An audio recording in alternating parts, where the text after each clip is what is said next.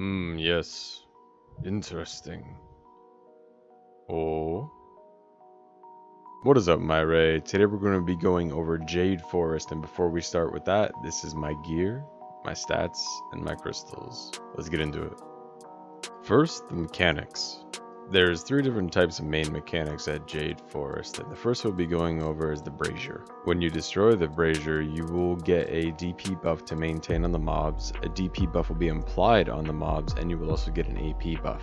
Next is the totem. The totem will imply a DP buff onto the mobs, and they will also allow you to CC the mobs, including float and knockdowns. And lastly, we have the lamp, which will give you a DP buff on all mobs, and upon destroying it will give you an initial knockdown on all normal mobs. You will always encounter one of these 3 debuff mechanics at every pack you go to in this area.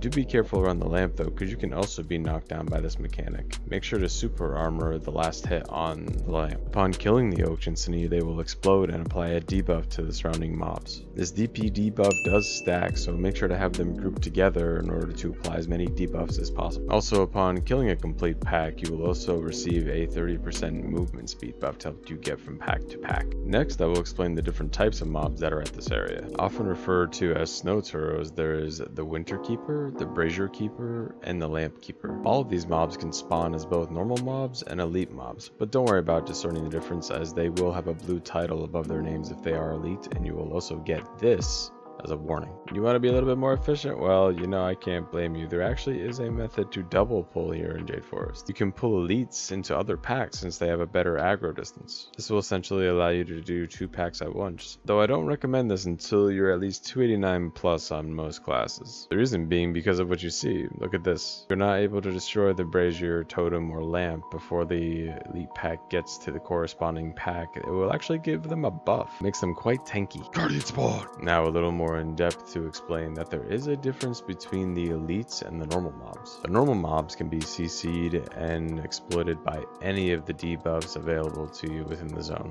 However, for the elites it is more efficient to do it in a certain way.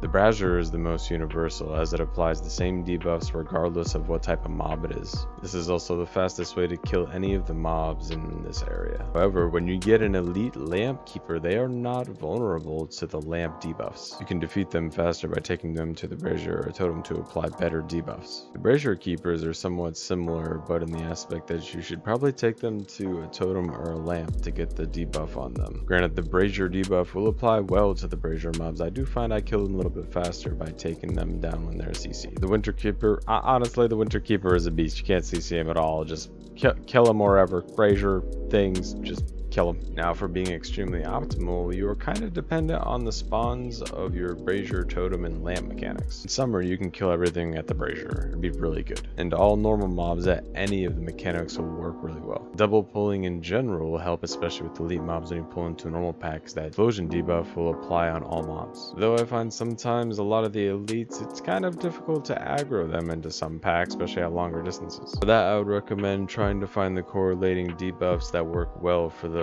elites. You can find a lot of them in between packs as well as random spawns. This also made me think at one point that they actually planned to make this a duo zone area, but decided to make it a solo area. Now, as for what I make on Musa, I average about 7200 trash here on blue and about 9100 on yellow, with 70 ancient spirit dust, averaging about 90 blackstones each, with an artifact every hour, every other hour. My RNG is a little bad, so I'm averaging about an ember every other hour.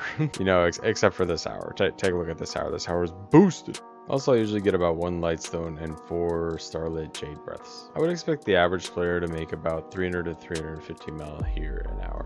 I'm going to give this spot a rating of 7 out of 10. Some of the main reasons being I felt like another duo area would have been great for the game and being able to pull these just like we pulled turros before. I think the mechanics are great and it's a great idea. Atmosphere is nice, there's a lot of nice new things to look at. I do feel for the value of the spot though, it's a little low considering it is a 280 AP area. Slightly increasing the trash loot value and increasing the drop rate in Kaffir's I think would be great for this area. Granted, yes, it does have the Ember drops and the Flame drops needed for Labresca, but in order to maintain a spot that can be viable across all areas of the game, especially at this gear score, we definitely needed to have that value in order for people to want to return. Otherwise, this spot will just remain what it is. It is a one go-to and then be gone, which is really a shame when you think about it, because I do imagine that a lot of development time went into this area. But that is just my 2 cents.